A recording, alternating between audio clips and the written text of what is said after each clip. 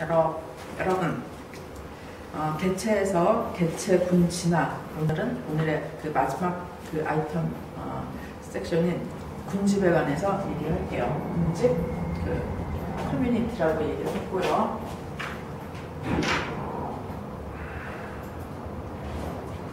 군집이라는 것은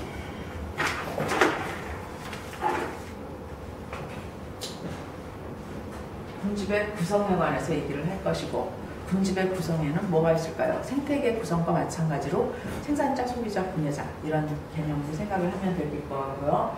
군집 내 상호작용, 동종 개체군과 이종 개체군 여기 두 가지로 나누었어요. 그리고 그 동종 개체군이라는 것은 자료에 다 나와 있겠지만 시작하기 전에 아까 얘기했던 것처럼 개체군에서 잠깐 얘기했죠.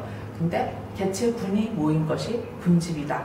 이런 개념으로 개체군에서는 아까 얘기했던 성장곡선, 생장곡선, 그리고 밀도 이런 거에 대해서 여러분들이 그 주안점을 가지고 있고, 그 군집에서는 상호작용에 관해서 여러분들이 그 포인트를 맞췄으면 좋겠어요. 동종 개체군의 상호작용에는 뭐가 있다 그랬죠? 텃세, 순위제, 리더제, 사회생활, 가족생활 등이 있다고 얘기를 했었고요. 그리고 군집 내 상호작용에서 이종 개체군의 같은 경우에는 어떤 것입니까? 초식과 포식, 기생, 편해공생, 편리공생, 그 다음에 경쟁, 중립 이런 것들이 있는데, 그 이종 개체군의 상호작용에는 우리가 9가지가 있다. 그 9가지에 대한 내용은 잠시 후에 설명할 것이고요. 그리고 서식지와 생태적 지위라는 그러한 내용들이 군집이라는 그 단위에 포함되어 있어요. 서식지라는 것은 우리가 서식지 지위, 어떠한 그 군집들은 어떠한 서식지에 살고 있는지 그러한 기준으로 분류를 하고, 그리고 생태적 지위라는 것은 뭐 어떤 군집은 어떤 그 생태적 지위라는 것은 전에 얘기한 적이 있었던가, 뭐 학교에서는 뭐 선생님, 학생 뭐 이런 정도의 다들 지위가 있다. 그리고 또 길드라는 것은 같은 그 생태적 지위를 가지고 있는 사람들이 모여 있는, 사람이 아니고 생물 개체들이 모여 있는 집단. 그러니까 글쎄 뭐 여기서는 협동이라는 말도 어느 정도 그 적용이 되겠고, 길드라는 것은 같은 종의 그 모임, 집단 이런 것들을 얘기하면 되겠고, 종의 기능적인 분류, 그리고 군집의 변화.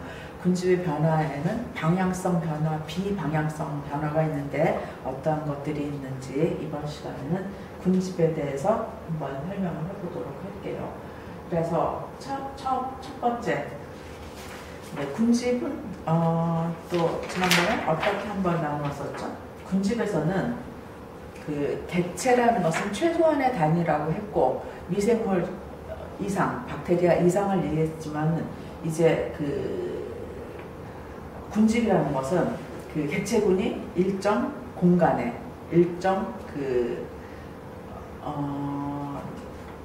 지역에 상호작용한다. 이러한 개념을 우리가 군집이라고 개체와 분리하는 그런 생각을 가지고 있으면 되겠고, 보통 군집에 들어가서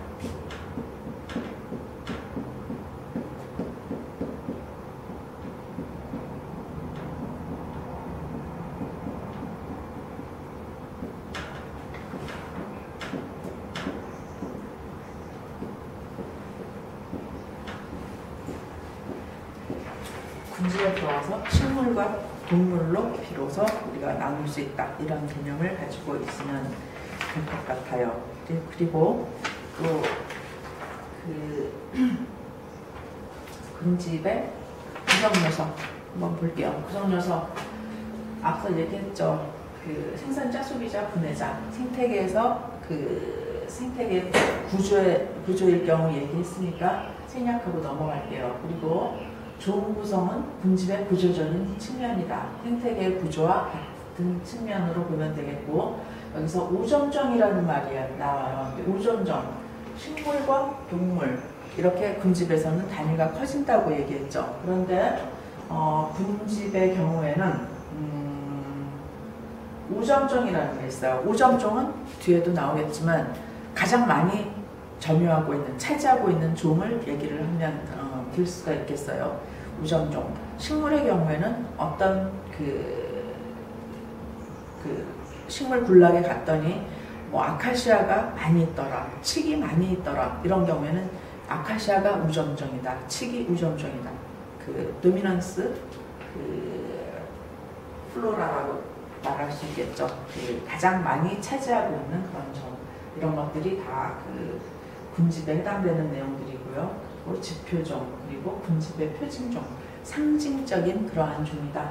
스페이시스, 상징종, 플래그십 스페이시스라고 얘기하는데, 플래그십 상징, 깃대종이라고도 얘기를 해요. 어떤 상징이 되는 그런 종을 얘기를 하고, 그리고 군집에서는 먹이사슬을 얘기할 수 있어요. 그리고 먹이사슬이라는 것은 군집의 기능적인 측면, 생태계의 기능에서도 우리가 영양 구조에 대해서 얘기가 나왔었는데, 먹이사슬에는 수직적 구조, 수평적 구조 이런 게 있는데 영양 단계별 특성이 있다. 그리고 먹이에 대한 선호성이 있다. 그런데 수직적 구조, 수평적 구조, 여기서는 우리가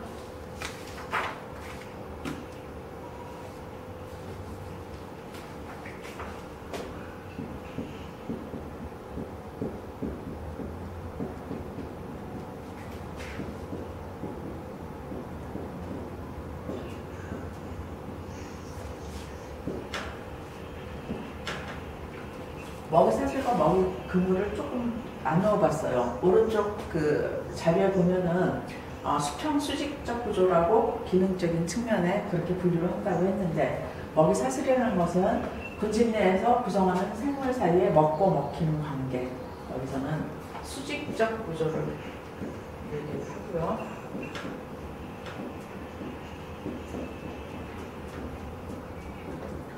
먹이 그물에 가는 경우에는 수직, 수평 두 가지를 함께 생각을 해야 한다.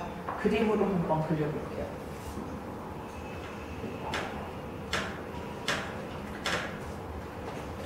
생태계 피라미드, 먹이 피라미드 같이 이렇게 여기가 수직적으로 생산자, 소비자, 분해자 등 이러한 구조는 수직적이다. 근데 먹이 그물의 경우는 수직, 수평 구조라고 얘기를 했죠.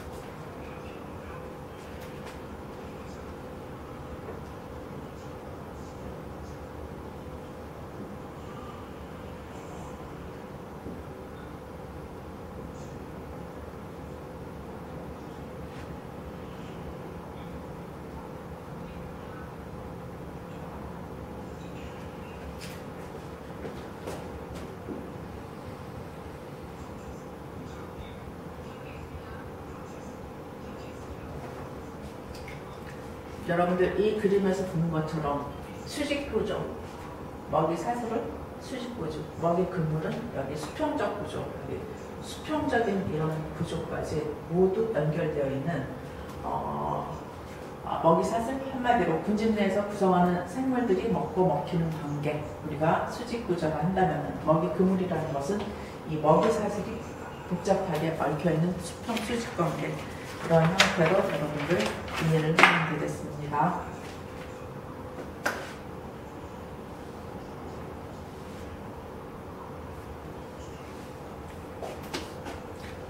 이번에는 군집의 구성이에요. 구성 요소 얘기를 했고요. 그 다음에 먹이사슬, 먹이그물. 먹이사슬, 먹이그물은 어떠한 내용이라고요? 군집의 기능적인 측면이다.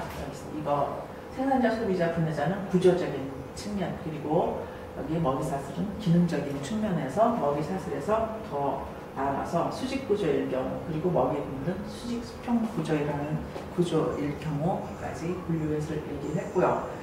이번에는 군집은 군집의 구성, 그리고 군집 내 상호작용 동종개체군, 상호작용 이종개체군, 그리고 서식지 생태적 지위, 앞서 그 자료에 나왔던 내용들이라 넘어가겠고요.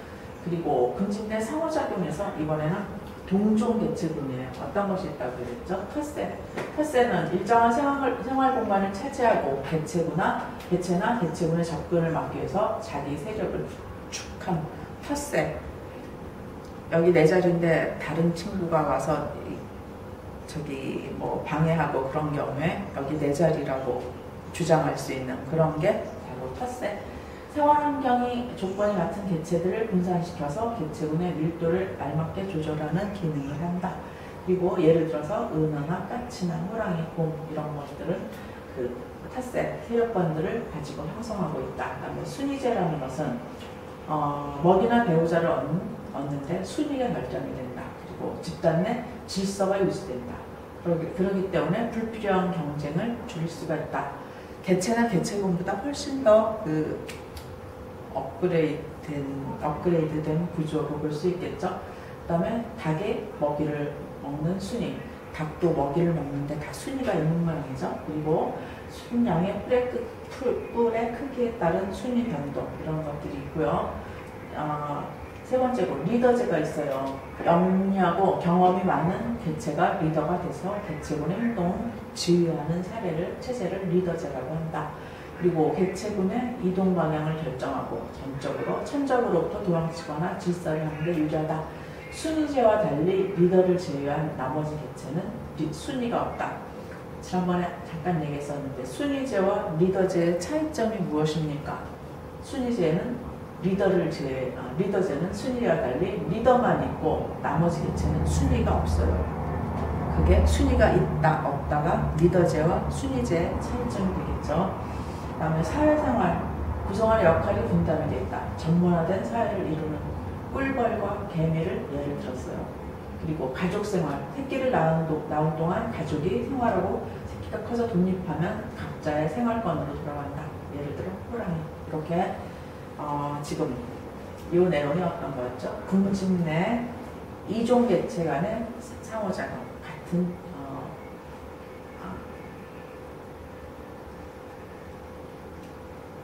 군집 내 동종 개체 간의 상호작용. 동종 개체 간의 상호작용을 했으면 이번에는 어떤 이종 개체 간의 상호작용에 대해서 알아봐야겠죠. 이종 개체 간의 상호작용.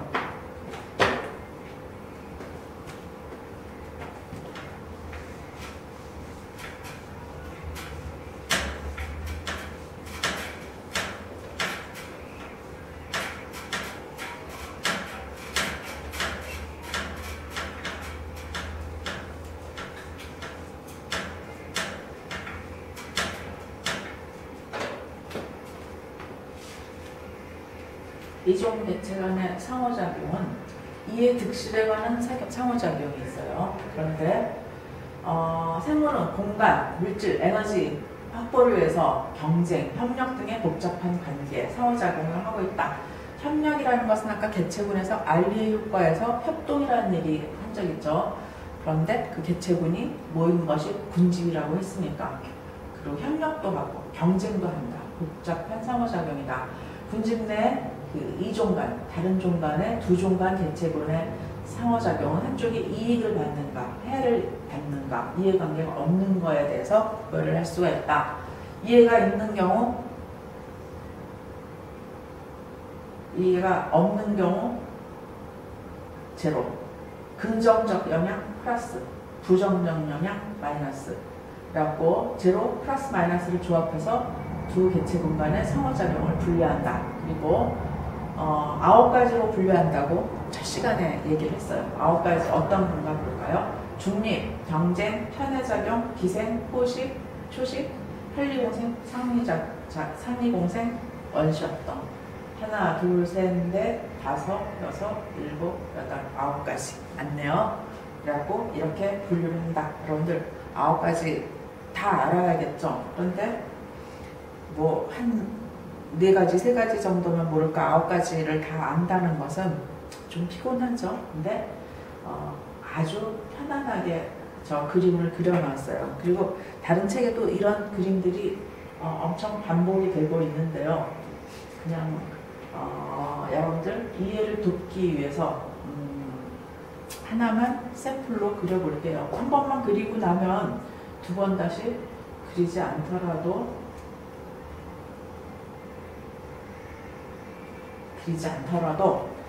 이번에 처음에 약한 점 그리고 강한 종 이렇게 구별을 했어요. 그래갖고 약한 종에서 마이너스, 플러스, 제로, 플러스, 그리고 강한 종 중에서 마이너스, 제로, 플러스. 그래갖고 여기서 약한 종 하나, 둘, 셋, 강한 종 하나, 둘, 셋, 3, 3은 9 하면은 9개 금방 우리가 생각할 수 있겠죠. 근데 그 제일 처음에 제로하고 제로 여기 중립 하나 딱 해놓고요. 일단 중립으로 균형을 잡고 그 다음에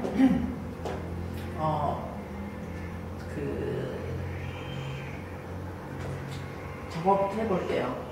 여기 해를 주지 않는 것 그리고 아무것도 없는 것 이런 경우에는 우리가 편해 마이너스하고 제로를 우리가 편해로 봤어요. 그 다음에 또 여기서도 마이너스하고 제로 또 있죠. 여기 편해로 하면은 벌써 하나, 둘, 세 가지 됐죠?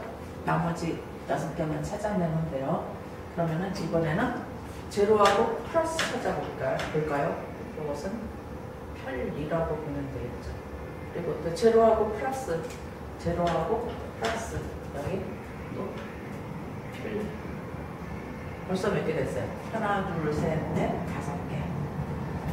4개 남았습니다. 그런데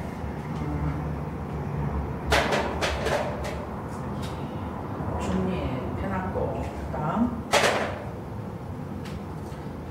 편해 편리 이렇게 좀 저게 띄어놨어요. 근데 약한 종의 마이너스인 경우에는 여기서는 경쟁이 된다. 그리고 저기 플러스하고 마이너스하고 갔을 때는 포식하거나 주식, 피식이라는 말도 될 수가 있겠는데 서로 잡아먹히는. 그리고 그 다음에 여기 플러스하고 또 여기 마이너스하고 결합했을 때는 기생이다. 그리고 여기 플러스하고 플러스 서로 도움이 되는 경우에는 우리가 상미공생이라고 하고 다른 말로 원시협동이라고 한다. 여러분들 9개라서 이거 9개 복잡해 그렇게 생각을 하셨을 수 있겠지만 여기 이런 식으로 나누어서 했더니 9개 다 해결이 됐죠. 일단 중립 그리고 편해 2개, 편리 2개 그리고 여기서는 경쟁을 한다. 여기서는 포식을 한다. 그 다음에 플러스끼리는 상리공생한다. 또 플러스와 마이너스 약한 자한테는 도움이 되고 강한 자에게서는 여기 마이너스 기생 영화 기생충들 다 봤죠? 저기 그리고 우리나라의 단국대학교 서민이라는 그 기생충학 박사 교수님이 계시는데 기생충 그러면은 왜 이미지 엄청 안 좋고 우리는 저기 엄청 해로운 것으로만 생각을 하고 있는데 그 교수님 얘기 들어보면은 기생충에도 그 암을 제거할 수 있는 그런 기생충도 있고 아무튼 우리가 연구할 수 있는 그런 범위는 무제한으로 기생충도 우리에게는 어느 대목에서 도움을 줄 수 있는 경우도 있다. 이런 얘기도 들은 적이 있어요. 그리고 이번에는 에너지 흐름에 따른 상호작용. 그래서 저기 에너지 흐름에 따라서 영양상 상호작용, 비영양상 상호작용 이렇게 나눌 수도 있어요. 여기 보면은 영양, 비영양으로 나누었어요. 그런데 영양에 해당되는 경우는 초식, 포식, 기생, 부생. 부생이라는 것은 생물의 시체 또는 유기물에서 영양을 취해서 사는 것. 그리고 비영양상, 또 영양상의 상호작용과 반대되는 개념으로는 편리, 경쟁, 중립, 편해, 상리 이렇게 나와 있는데 다 이 9개 중에 해당되는 그러한 내용들이니까 여러분들은 영양과 비영양으로도 나눌 수 있다. 이런 개념으로 생각을 하면 되겠고 여기 보면은 타강작용이라는 말이 있어요. 타강작용 그 생태 생태계 쪽에서는 타감작용에 대해서 꽤 많은 학설들이 나오고 있는데요. 타감작용을 영어로는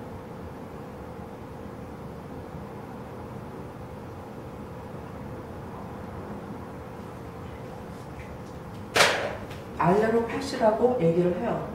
타감작용. 글쎄, 예를 들면 뭐 스컹크가 그 나쁜 독소를 뿜어냄으로써 자기를 방어하는 경우, 그리고 또 독소 뭐 침이라든가 또 뭐 그 자기를 방어할 수 있는 그러한 물질들을 내뱉는 경우, 그 자기를 구하는 경우 우리가 타감작용이라고 하는데, 알레로파시에 대해서는 또 논문 자료들도 많고 자료들이 많이 있어요. 그래서 간편하게 정리를 한 것도 있는데, 또 여러분들이 궁금한 사항들이 있으면은 여러분들이 한번 찾아볼 수도 있고, 나도 찾아놓은 것은 있지만 우리가 일반적인 그런 그 수업이었다면은 여러분한테 과제도 많이 뭐 알레로파시 말고도 다른 과제들을 많이 주어졌으면 하는 게, 그래서 같이 검토를 해봤으면 하는 게 그 요구 사항이었지만, 괜히 왠지 뭐 지금 상황에서는 마음이 급해서 여러분들한테 과제를 지금 못 주고 있어요. 나중에 기회 있으면 과제 많이 줄 수도 있으니까 그렇다고 생각을 하면 되겠고, 여기 뭐 종 A, 종 B 엄청 복잡하게 써놨죠? 모두 이거 하나면 여러분들은 그냥 여기까지는 신경을 안 써도 좋다고 나는 생각을 해요. 넘어갈게요. 그 다음에 여기 경쟁이라는 얘기가 나왔어요. 여기 경쟁, 약한 종과 약한 종 사이의 경쟁. 근데 여기서 경쟁은 왜 일어나는가? 한정된 자원 그리고 생태적 주의를 우리가 니치라고 얘기를 해요. 아까 니치, 그리고 또 길드, 그 같은 종의 같은 기능을 하는 집단, 길드를 얘기했었는데,